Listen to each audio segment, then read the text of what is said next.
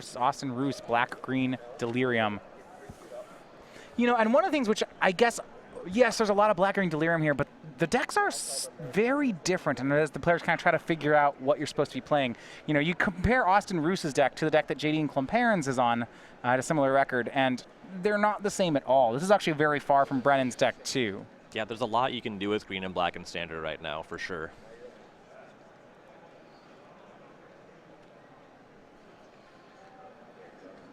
And so William is on a 6-card hand, but he is on the play. We start out just with a pair of lands. And his deck, a lot of the real meat of it starts at the 3-drop slot you'd mentioned. We have Sky Spawner, Matter Reshaper, Rogue Refiner. Yeah, the only early action that he has is the 4 Metallic Mimics, 4 Shocks, and 4 Harness Lightning. Beyond that, he's starting at 3. And it will be Rogue Refiner from William Bingham, 2 energy and a card for the 3-2.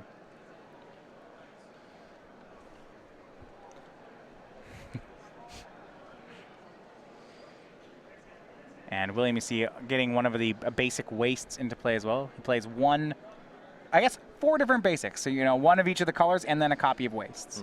2 Evolving Wilds in the deck to give him access to the waste.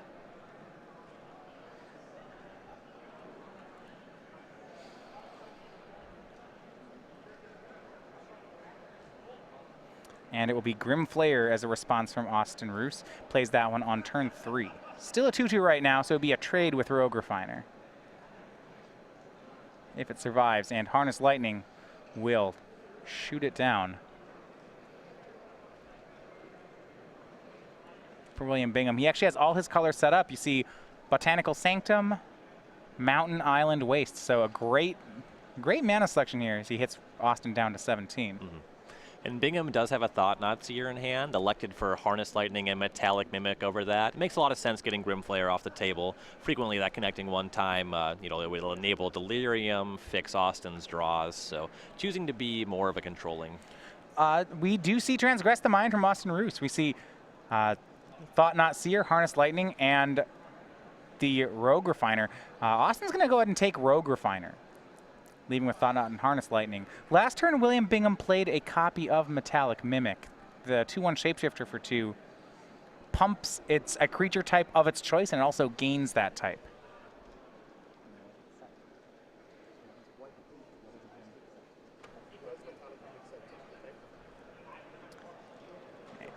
And a swing in here for 5. The Mimic not actually pumping the Refiner as Williams set it to Eldrazi. And now we'll see Thought-Knot Seer. This one will get a counter. And the nice part, okay, so they enter with the 1-1 counter. So there's actually, even if, so you see Austin has Grasp of Darkness here. There's actually not a spot where he could take Grasp of Darkness. And for William Bingham, he's going to go ahead and exile the copy of Ruinous Path to keep his Thought-Knot Seer safe. Austin will go ahead and use Grasp of Darkness on the Mimic here. Yeah, curious, we point the Grasp at the Mimic, but because the Mimic was in play, the Thought-Knot Seer as the counter that, very likely just a result of being unfamiliar with these cards. Yeah, if he'd done it before the Thought-Knot hit play, it would just be a 4-4 right now. Right. And be a lot worse against these Mind Rack Demons. Yeah, that might actually come to hurt him. As you see, his play is a copy of the 4-5 blocker. And playing a tapped land at Blossoming Marsh. We go back to William Bingham.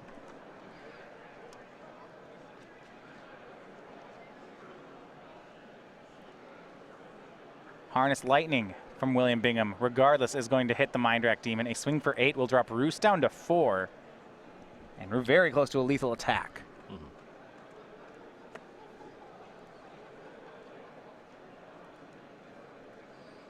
Tireless Trackers, 2 of them and a Mind Rack Demon in hand for Austin. And he just passes. Does have a Hissing Quagmire to make a block here. Okay, I suppose that's the only block he could actually have on Thought-Knot Seer that would kill it. And Bingham's main deck has 4 Harness Lightning and 4 Shock. He's already been through 2 Harness Lightnings, though it's quite likely that he'll have a way to remove that blocker. Yeah, and if he does, that should get him the game. It doesn't look like he does right now, so it's just going to be Rogue Refiner attacking. And this is a pretty neat attack by William. Does not want to trade with the Quagmire and then let Austin draw a card. Right, and if But Austin's pretty forced into this block, right? Because if he doesn't, he just goes to 1 and doesn't play anything. That's no good either. And if he didn't make that block, this Eldrazi Sky Spawner would be lethal in the air. Right, so Sky Spawner is the play then from Bingham. Brings a 1/1 Scion token. Austin drawing Evolving Wilds, and on a board where he wasn't under so much pressure, it would go really well with these Tireless Trackers. But he'll play Tracker, get a clue with Evolving Wilds. Austin in a world of trouble here. He's forced to chump block the Thought-Knot Seer, if William even gives him the opportunity. He's representing a Fatal Push here, but that's just not enough. Yeah, I'm not sure William even buys that he has Fatal Push. If he had Fatal Push, last turn there was an extra mana. It just really wouldn't influence any of William's decisions. He's just going to attack with Thought-Knot Seer and Sky Spawner anyway. Maybe send the Scion, maybe not. Just doesn't make a huge difference. He'll just swing the Sky Spawner, put Austin down to 2. Plays Aether Hub. Says go. And I guess I'm not sure there'd be a reason to not swing the Thought-Knot. In theory, Roos could have Blossoming Defense plus block. Okay, and then you'd trade it away, and Austin would get a card. Maybe. You see Austin on end step uses the Evolving Wilds to go ahead and get another clue. It seems like the attack was good, but not potentially throwing away any value. He's going to win the game with a Sky Spawner as things are playing anyway. Right. I mean, there's going to be a Mind Rack Demon from Roos, so that's a blocker for the Sky Spawner. He's not dead on the board. You see 4 more cards go into the yard. Yeah, and if Bingham already had a Harness Lightning, Roos would already be dead. Right, so he's, hoping nothing bad happens here, leaving up 1 mana. I don't know that Bingham will respect Blossoming Defense again this turn.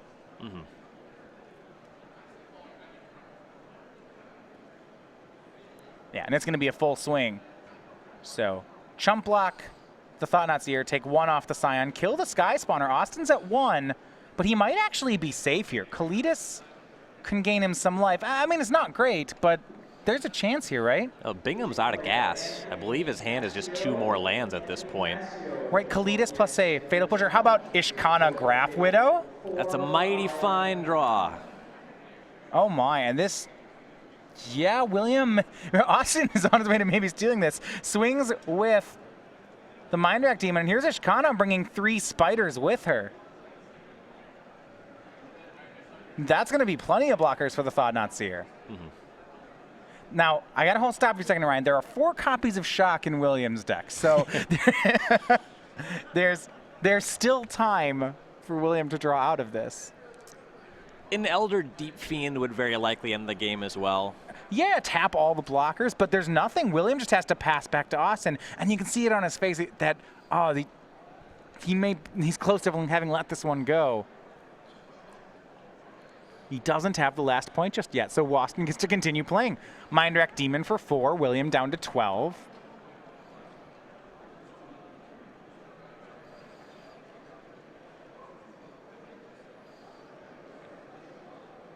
And land for Roos. He plays Kalitas. If he untaps with Kalitas, then all of a sudden we're out of shock range. Spiral Bluff Canal for William and a pass. Draws Liliana, the last hope from Roos. Currently, he doesn't have any vampires or zombies to sacrifice to the Kalitas. So its attack would mostly just be to gain the life. Which might be okay here. He pluses Liliana on Thought-Knot. Now, wait, that means it's a 3/4. He does have the Scion to double block on the Kalitas, though. Yeah, I love this attack, though. So Kalitas will attack along with the Mind Rack Demon. William's going to block the Vampire and sack before damage, so to deny the life gain. He'll go to 8, but Shock's still alive. Sure. And can he do it? Draw. Is it the red spell? No, it is not. Yeah, Bingham very flooded this game. It is all 4 lands. And yeah, shuffle there. It's just a land and a pass. And Roos gonna now finally crack those 2 clues he made so long ago. And this turn should be it for this game. Yeah, well, he can swing, play a land, activate Ishkana, and that is lethal. 7th land. And what a turnaround for Austin Roos. He swings everything. And black-green Austin Roos just stealing a game there off William Bingham. Yeah. Wow. And the top of his deck was very unkind to him. Yeah, I mean, I was mentioning he had 4 shocks he could draw to. He had 4 copies of Elder Deep Fiend to draw to. Drawing any spells, I guess. I don't know how many turns Reality Smasher would have won him the game, but it certainly is more than one. Right. He has a Drowner of Hope. I think that also should do it. Yep. Wow. Another Eldrazi Sky Spawner. Sure, and yeah, a flyer. Yeah. Well, we're going to game 2 with Black-Green Delirium in the hands of Austin Roos. Up a game. All right, so looking at the sideboards, I want to go over first to William Bingham's side. This is a matchup where, because of how resilient his creatures are to removal, I think he's got a lot going for him. His sideboard has some 2-ofs. So he has Barrel's Expertise, Incendiary Flow, Natural State, Negate, and Unsubstantiate. And then he has really a bunch of large cards. Some Planeswalkers, so Chandra, Jace, Release the Gremlins, Sky Sovereign, and World Breaker. I'm looking at the larger spells and liking them here. Planeswalkers are really where you want to be in a matchup like this. I like Jace Unraveler Secrets a lot. I think that Chandra is a little low on the power level for what you want. Okay. Doesn't match up against Mindrack Demon. It probably comes in. It takes care of any kind of thing like a Grim Flayer, so that's good. How about Sky Sovereign? I mean, that's a little bit bigger than Mindrack Demon. Yep, it flies. I could definitely see that one coming in. Theoretically, it can kill a Grim Flayer, though probably not. Yeah, I mean, I get your point. I don't know. I think that this card's kind of iffy for that reason. There's just a lot of stuff that doesn't kill. All right. World Breaker is recurable. Yeah, that one's nice. Yeah. On Roos's side, he's got 3 Appetite for the Unnatural, the last 2 copies of Fatal Push, 2 Yeheni's Expertise. That one actually, I could see that being reasonable here. And then a lot of 1-ofs. Distended Mindbender, Heroic Intervention, Kalitas, Noxious Gearhulk, Obnixilis, Pick the Brain, Ruinous Path to the Slaughter. He's got a lot of tools. Yeah, Fatal Push seems quite good here. You just got to stop from getting dead, and then you have to make up some of this card advantage. A lot of Bingham's creatures are 2-for-1s naturally, Rogue Refiner, Eldrazi Sky Spawner.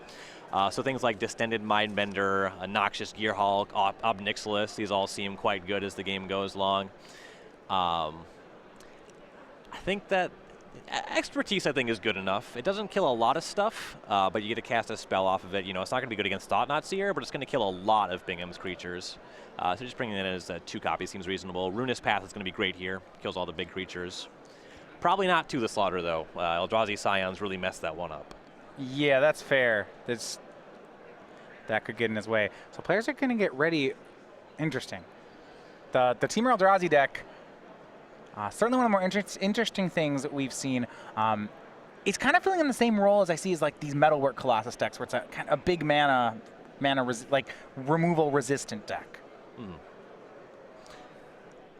Yeah, I like his spot quite a lot. He has enough interaction for the combo. He has all these shocks and hardness lightnings, which is sweet. And then plays against these other decks. His creatures are just naturally quite large and/or replace themselves. I'd be kind of curious to see how this deck fares against the Winding Constrictor, the more aggressive green-black deck. Because that could be really good here. Verdurous Gearhulk can cause some problems if you're playing as casting 4/4s and 5/5s. Absolutely. All right, we're going to get ready for Game 2 as the players shuffle up. Over on StarCityGames.com, we've been running our weekly sale. A different thing from the Star City store, that's going to be on sale every week. This last week, we've been selling Kaladesh boxes for under $80 and a lot more deals on sealed product. So that's going to be running all through this weekend. So you want to head over to the store to pick up some of those. And starting on Monday, we, of course, have a new weekly sale happening at 11 o'clock Eastern Time. So William Bingham will be back on the play for the second game. See if we can generate Metallic Mimic into Sky Spawner. Yeah, what I like especially about the way the Mimic pumps, as we saw there, is that it's a permanent Lord effect, and that even when you kill the Mimic, the creatures still stay bigger. You know? Yeah, you got to get rid of that one before the creatures show up. For a good chunk of that game, the +1/+1 on the Thought-Knot Seer was certainly very relevant. Allowed it to attack with Abandon into Mindrack Demon, things like that. And a few more into play for Bingham and a swamp for Roos. Just some mana set up here for both players. Remember, Austin's deck has a lot fewer 2-drops than most of these black-green decks. He has 4 Grim Flayers, and that's it. Yeah, the 2-drop he's representing here is going to be some Grasp of Darkness. Obviously, Swamp usually telegraphs that. Nah, it just means he doesn't have any green sources. His hand's good. I just need to top deck a Forest, and we're good to go. Well, with his deck, the mana can really be picky. Remember, 1 of each basic, including wastes.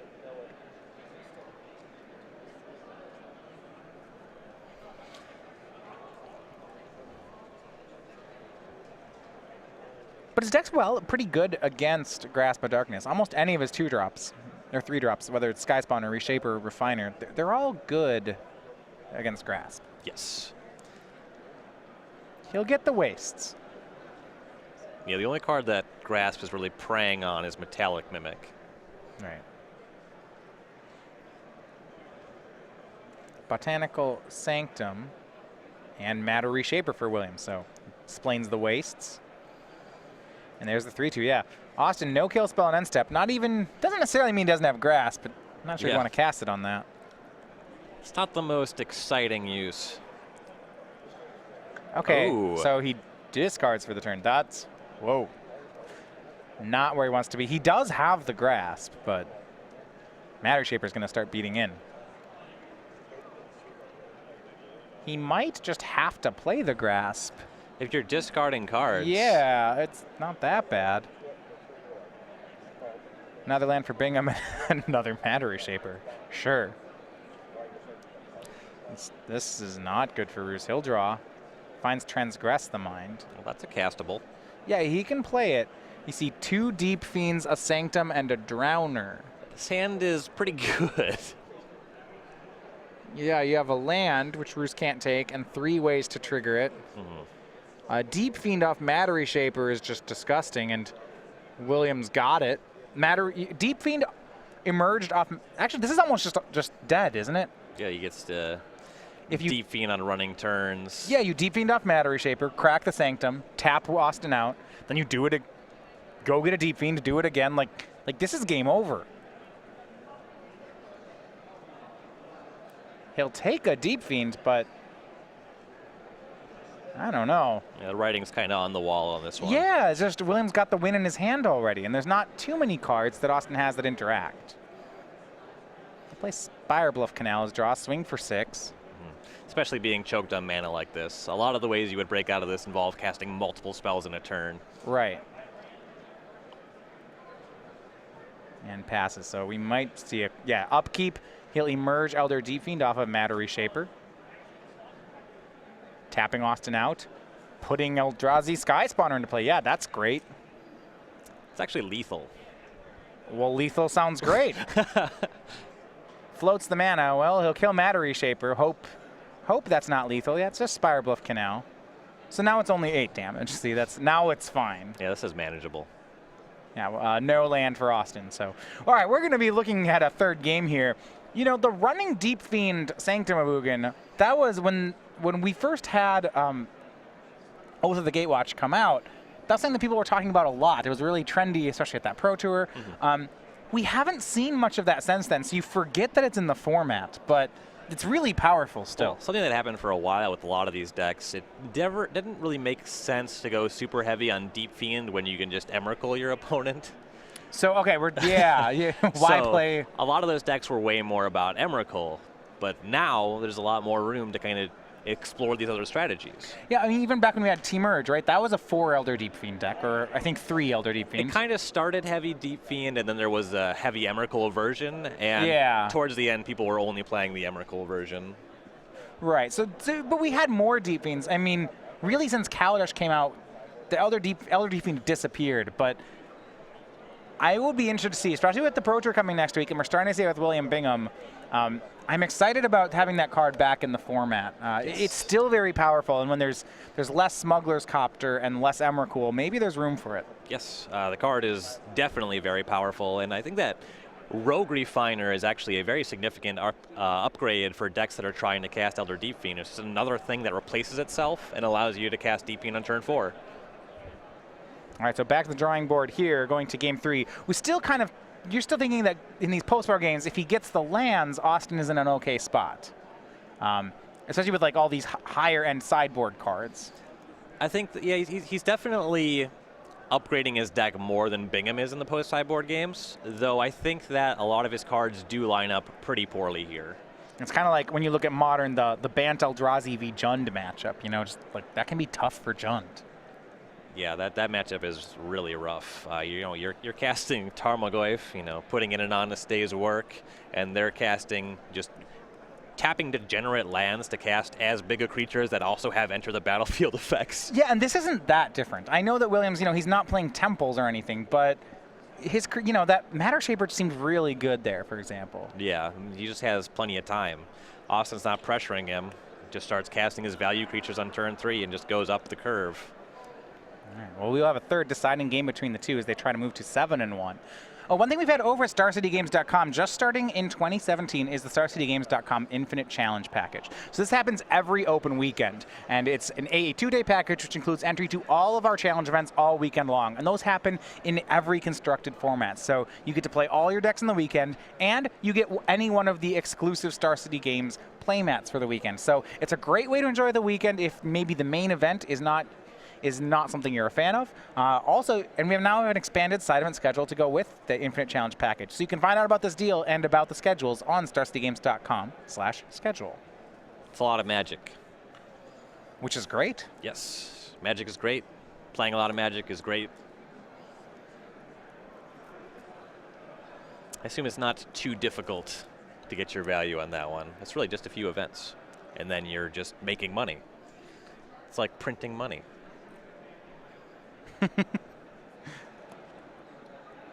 Back over to so Austin Roos losing that one and really just clawing his way through game 1. He still has one more shot at getting this match.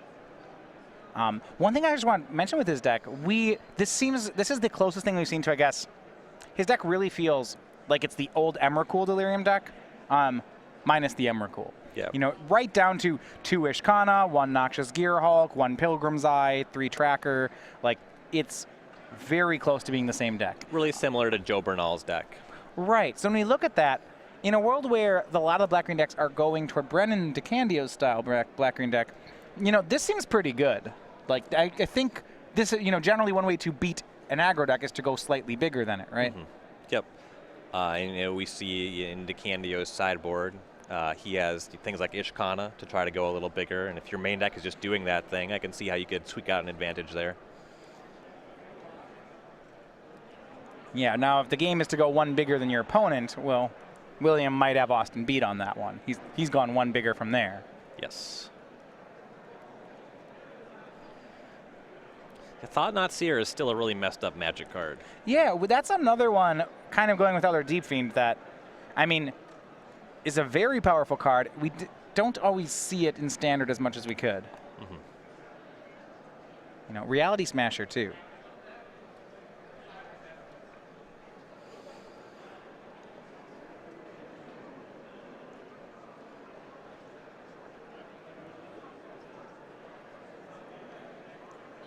Neither of these guys look really thrilled with their opening hands, but they're going to keep.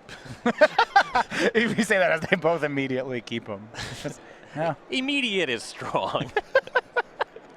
All right. Well, no plays on the first 2 turns. For turn 2 for Austin, nor for William. Austin does have a turn 3 transgress, so we'll get to start the game there. Probably a good 3-drop to hit.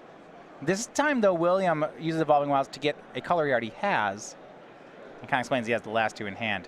So Sky Spawner, Wretched Gryph, Sky Sovereign, and Lands are the cards for Bingham. So the Sky Sovereign did come in. Way to fly over.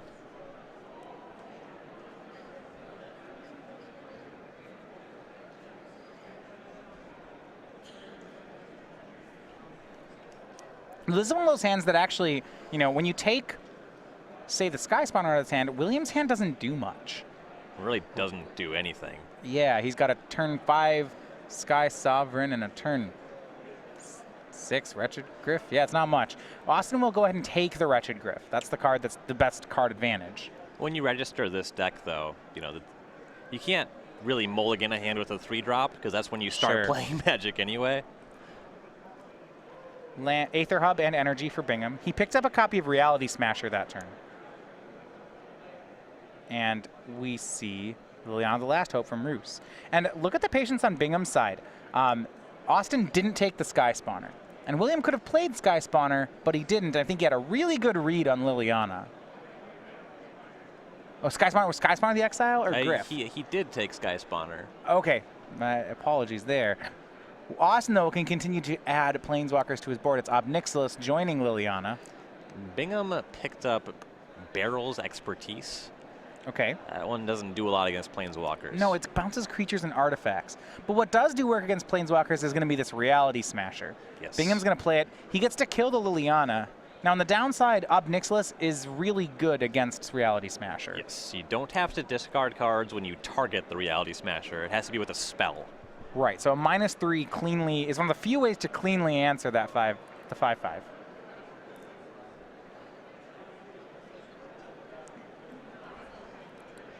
And Austin will do just that. And then replace the Liliana. Start going to work again. She will plus. Land 6 and a leave of Grasp of Darkness for Austin Roos. A fine turn. And now it will be Sky Sovereign from William. And dealing 3 to take care of Obnixilis. Austin kind of knew that when he was -3. Yep.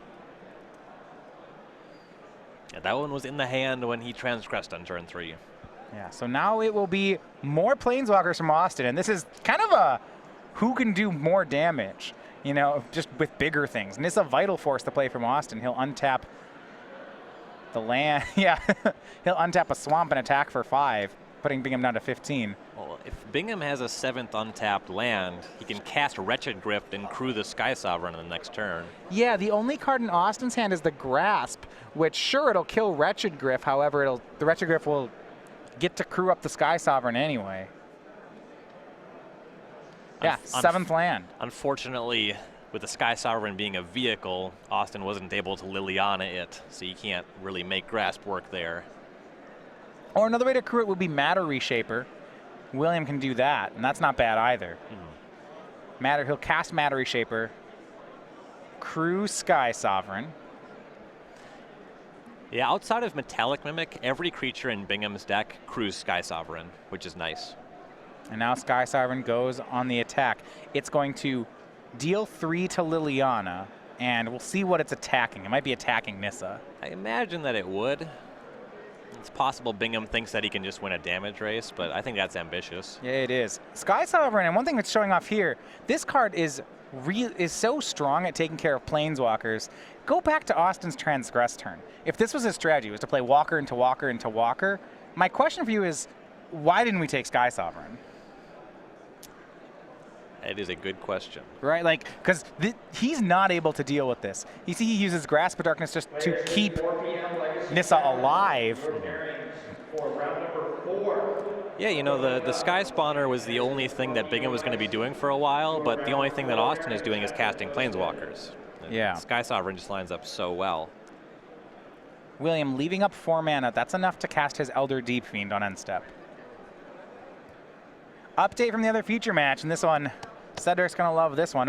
In the Battle of the Undefeateds, it's Brennan DeCandio over Jim Davis. Brennan now one of 2 players at 8-0 in the tournament. It's, you know, something about a hat, I think. I think he's just going to win every tour stop for the 2017 calendar year.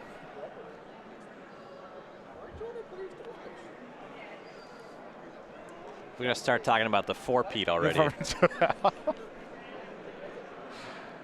What a run, though. This is getting out of hand. He's very good. Yeah.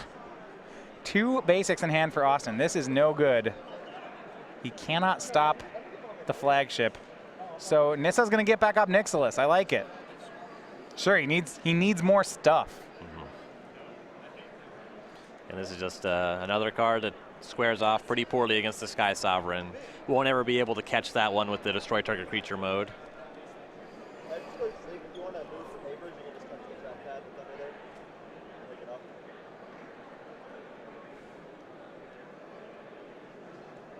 Plays land 8. And he got back up Nixless, and it's going to be dead on arrival, but he basically just has to cast it here. But so much damage to be dealt. You see up Nixless as the play. Yeah, the alternative is doing nothing and getting bashed. If he tries to kill Matter Reshaper here, it's going to work out really poorly.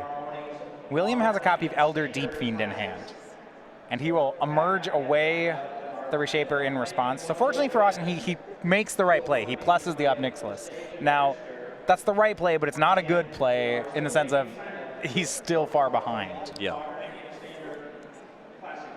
Draws Grasp of Darkness. That could play.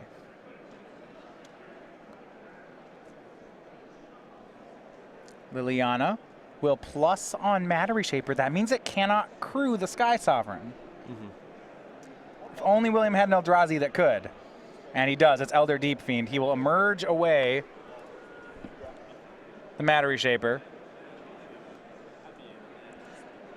Austin actually has 0 clean answers to Sky Sovereign on the battlefield in his 75. There's no murder or anything like that. Best he can do, the card that could kill it is To the Slaughter, but that's never going to happen. And this is a mess. It emerges, taps out Austin. The Sky Spawner, Matter Shaper becomes a Sky Spawner. Now Bingham's going to play a Rogue Refiner. He can kill all 3 Planeswalkers this turn. Pretty close to killing Austin, too. Yeah, so Rogue Refiner crews Sky Sovereign. That's going to attack, deal 3 to Liliana, and attack up Nixilis.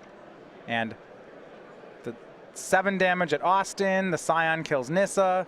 And that's exactly what's happening. So Austin takes 7. He goes to 11. All 3 Planeswalkers hit the graveyard. Yeah, and he's showing out. Yep, 6, 1 there, 6 there, 7 at you. Yeah.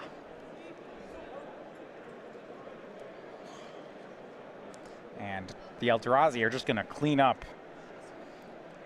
I mean, it's fitting, right? When you look at the Eldrazi that defeated, or the Planeswalkers that defeated the Eldrazi, it was not Liliana and Ob Nixilis. They were not part of the Gatewatch. Liliana joined the Gatewatch, right? Yeah, after the Eldrazi were already gone. She beat up Emrakul. And these are Oath of the Gatewatch. These are Zen Battle Eldrazi, yeah. Sure. Emrakul's banned. We don't need Liliana anymore. Eldrazi are very good at beating up mid-range decks. Yeah, they go over the top well. And, I mean, this is one of the better Sky Sovereign games we've seen in a while. Yes. It just, boy, did it clean up. Yes. That did a lot of damage to Planeswalkers. The trigger was very good, and it just attacked 2 Planeswalkers that run 6 loyalty. And this should be the turn. This should end it. And William Bingham. Really a deck that dominated all 3 games. A slight misstep let game 1 slip away. Austin was at 1. And good props to William here on really just, mentally coming back from that, playing some solid Magic for the next 2 games, and it's going to get him the match. Grasp of Darkness and maybe To the Slaughter in Austin's hand. Nothing that's going to do much. So he activates Wandering Fumarole. That's going to flip Power and Toughness, crew the Sky Sovereign, and then everything attacks.